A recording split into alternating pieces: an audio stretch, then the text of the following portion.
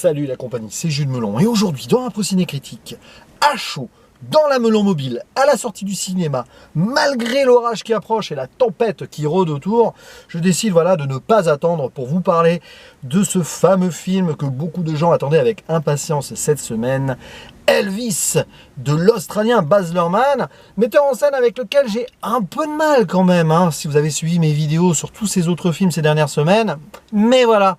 Il s'agit ici d'un biopic musical sur la légende Elvis Presley et je ne pouvais véritablement pas passer à côté. D'ailleurs, j'ai sorti un petit t-shirt rock and roll pour l'occasion, même si ça n'a pas grand-chose à voir avec Elvis, mais c'est pas grave. Et donc au casting, dans le rôle titre, nous avons le jeune Austin Butler qui, mine de rien, a son premier grand rôle au cinéma. Ici, on l'avait vu dans Once Upon a Time in Hollywood et on le verra bientôt dans Dune 2. Et à ses côtés, l'éternel gentil Tom Hanks pour une prestation bien plus ambiguë, donc très intéressante ici, puisqu'il joue l'impresario, le colonel Tom Parker, qui a sa responsabilité sur certaines choses, notamment sur cette fin de carrière assez compliquée pour notre héros. Citons aussi la présence de Olivia de Jonge qui joue Priscilla Presley ou encore de David Wenham, un des acteurs fétiches de Baz Luhrmann. Oui, il y a beaucoup d'actrices et acteurs australiens, c'est étrange pour un film américain qui se passe à 95% du temps aux États-Unis, puisque vous le savez peut-être, Elvis n'a jamais quitté le pays, sauf durant son service militaire de 2 ans en Allemagne où il a rencontré sa future épouse. Donc l'histoire se déroule entre 1947, où Elvis a 12 ans, et bizarrement 1997, alors que ça faisait 20 ans que nous pleurions la perte, ça se dit comme ça, oui, du King. Mais comme on est du point de vue et de la narration du colonel Parker qui lui finit sa vie à ce moment-là, eh bien on a cette rétrospective par rapport à un personnage qui a quand même une vision très précise de ce qui a pu se passer et c'est assez passionnant. Ça c'est un premier bon point du film. Mais comme souvent avec Baz Luhrmann, on joue sur la narration et hop, la remémoration de certaines choses. Et donc, on va voir The Rise and Fall de Elvis Presley, mais toujours Rise dans le cœur des gens et des fans. Voilà. Et forcément, beaucoup de gens avaient peur, les fans d'Elvis notamment, mais avaient hâte aussi. Je salue au passage Alex de la fuite en vidéo, encore Thibaut Rock. Et je sais qu'ils n'ont pas été déçus. Et moi, je ressors de là en sueur parce qu'il fait très chaud, mais subjugué par certaines choses. C'est du pur cinéma. Voilà, c'est pour cela qu'on va en salle. C'est du grand spectacle. Musicalement, c'est exceptionnel, mais ça, j'y reviendrai. Et sur le plan de la dramaturgie et de l'émotion, franchement, ça passe aussi. D'autant plus qu'il y a des parallèles faits avec la civilisation américaine. Et ça, moi, c'est très important en ce qui me concerne. Donc, ça a marché. On peut le dire, c'est vraiment une réussite. On pourrait trouver des défauts. Peut-être qu'il y en a, mais là, j'ai pas envie forcément de m'attarder dessus. Si ce n'est en fait que c'est une autoroute. Finalement, c'est un biopic très classique. Et pour du Baz Luhrmann, c'est étonnant. Ça fait à la fois d'ailleurs de ce film une force et une faiblesse. Parce que faiblesse, on s'attendait peut-être à plus de risques pris, quoique quand même. Il y a des moments de mise en scène marquants. Mais Baz Luhrmann, on l'attendait très extravagant. Et finalement, il est calme et posé, je trouve.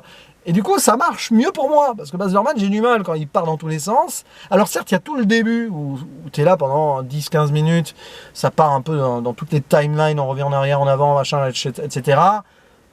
Mais après, voilà, c'est très fluide, et j'ai l'impression que Baz Luhrmann a effacé son style habituel pour rendre hommage à Elvis Presley et mettre en valeur tout ce qui a pu se passer sur le plan donc, de ses relations donc, avec les fans, avec sa mère, avec son père aussi, avec son père de substitution ou presque, impresario, etc. Donc Tom Parker, mais aussi donc avec la musique, le rhythm and blues, le gospel, tout y passe. Ses rêves aussi, inaboutis pour plein de choses, inachevés sur le plan du cinéma, mais aussi sur cette tournée mondiale qu'il ne fera jamais. Et c'est déchirant. Et tout ceci avec la narration musicale qui va avec, donc les morceaux d'Elvis Presley, bien sûr, originels, et où je crois chanté quand même par Austin Butler, pratiquement tous, parfois un peu de remix, parfois d'autres artistes qui reprennent les morceaux, mais c'est très en retrait, et ça c'est bien joué, parce que j'ai eu peur quand on part dans des faux anachronismes et tout, comme The Great Gatsby, où c'était indigeste. Moulin Rouge, ça passait mieux, mais quand même, là franchement, voilà, on voit que Baz Luhrmann, il a voulu tout simplement rendre honneur à cet artiste majeur de l'histoire mondiale de la musique, voilà. Et donc, Eh bien, c'est ça qui m'a plu. Alors attendez, j'aère un peu parce qu'il fait très chaud. Quand je vous dis que l'orage approche, c'est qu'il y a une humidité ambiante absolue, là, ce qui est très insupportable. Mais donc, ce qui est marquant ici, c'est la mise en scène dans le sens où elle est au diapason de la vie assez folle d'Elvis Presley, dédiée donc à son art, et aussi qui traverse donc l'histoire des États-Unis. C'est ça qui m'a beaucoup plu, parce que il y a des références déjà à la ségrégation, forcément, puisque Elvis a grandi près de Memphis et il traînait avec des jeunes noirs, ce qui était très rare pour les blancs à l'époque. Ségrégation oblige. Il va découvrir la musique gospel lors d'un moment de transe, de messe, etc. C'est génial, ça. C'est là qu'il va d'ailleurs récupérer son déhanché. Il choque l'Amérique, puis Elvis rebelle qui va aller à l'encontre de la bien-pensance de l'époque. Alors j'ignore si tout est réel ou réaliste, peu importe, on s'en fiche, c'est un biopic. On est à fond dans certaines scènes.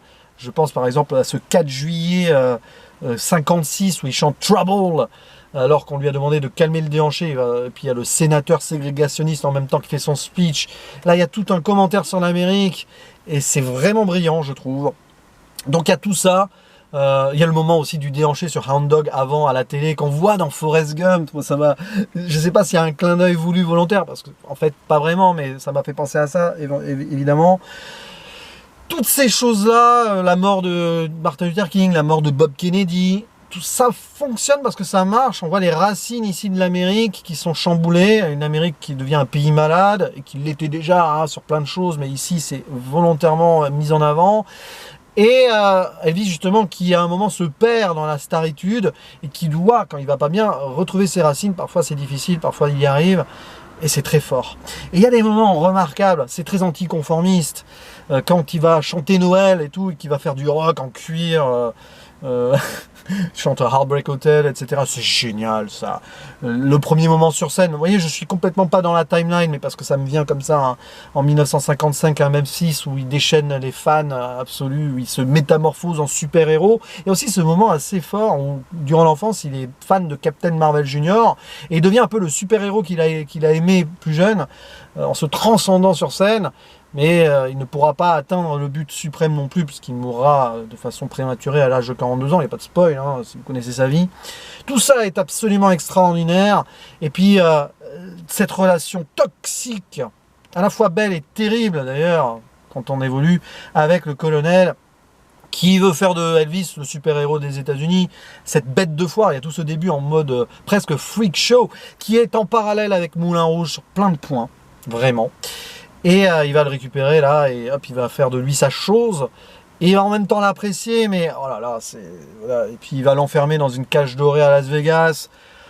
C'est violent, voilà, toutes les références aussi donc à Beale Street, à Memphis, avec B.B. King, avec Little Richard, tout ça est très fort, avec la chanteuse aussi, avec sa guitare, j'adore ça, je sais plus quel est son nom, parce que j'ai pas la liste sous les yeux, j'ai pas Wikipédia sous les yeux, enfin si, mais bref, je vais pas chercher, c'est très fort, il y a énormément de choses, c'est foisonnant, puis la bande son utilisée à des moments plus ou moins subtils, si on veut gratter un peu, il y a le morceau I'm caught in a trap. Oui, bon, je suis pas dans la bonne tessiture, mais Caught in a Trap, I Can't Walk Out, c'est quand il est à Las Vegas et que le colonel passe un contrat à son dos pour qui va l'empêcher de partir à l'étranger et il va devoir rester à Las Vegas, qui va devenir sa némésis. C'était un rêve après. Terrible. Donc plein de choses là-dessus, sa relation avec Priscilla aussi forcément, même si elle n'est pas autant approfondie que dans le film de John Carpenter, enfin le téléfilm. Pareil pour la relation avec son jumeau mort-né, qui est un peu mentionné au début, mais après voilà, ça passe, mais c'est pas grave.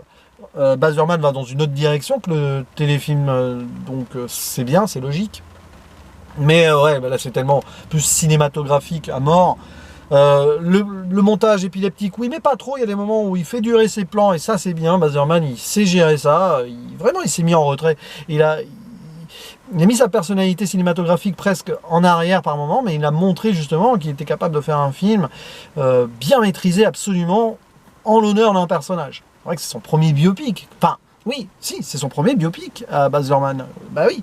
Et je pense que ça a changé un petit peu sa perspective, même si forcément on retrouve les couleurs, etc. La forme absolue hein, de son cinéma par moment.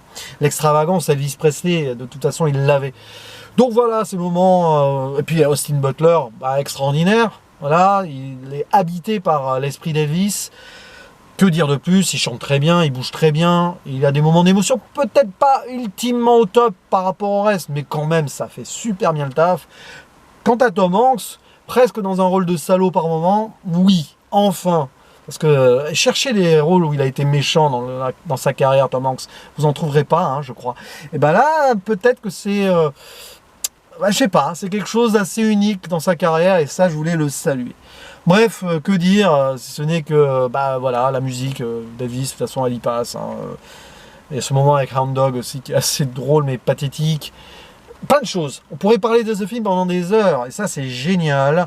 Voilà, cette quête d'un talent pur qui va être reconnu de tous, mais ça ne sera jamais suffisant pour lui. Et puis, il va mourir pour l'amour de ses fans, un peu. Il va aller au bout, mais jamais atteindre son rêve ultime, le cinéma, par exemple, ou donc aller à l'étranger pour chanter dans le monde entier. C'est assez dramatique quand même, parce qu'il aura eu une vie très pleine, trop pleine en fait, qui n'a pas pu aller au bout et plus loin qu'il aurait aimé aller, quoi, de ses propres ailes. Peut-être que, voilà, c'est ça un peu aussi le souci qu'il a vécu, c'est qu'il était sous l'emprise d'un homme qui est devenu très vite son père de substitution à la mort de sa mère, deuxième père, enfin deuxième parent de substitution, il y a tout ça. Voilà, et puis de toute façon, il n'a pas eu sa carrière à Hollywood, mais il y a un moment dans le film qui le montre, c'est sa vie elle-même qui était un film hollywoodien, et il a vécu en fait une vie où il a joué son propre rôle, ce qui a été également son problème. Voilà, bref, Baz Luhrmann, merci. C'est votre meilleur film, monsieur, j'ai envie de le dire, et puis c'est un des films marquants de cette année 2022, voilà, n'ayons pas peur des mots. N'hésitez pas à dire en commentaire ce que vous pensez de ce film, j'ai été très incomplet, mais voilà, en détail, on peut réagir et discuter ensemble. Et il ne me reste plus qu'à vous dire à la prochaine, ciao.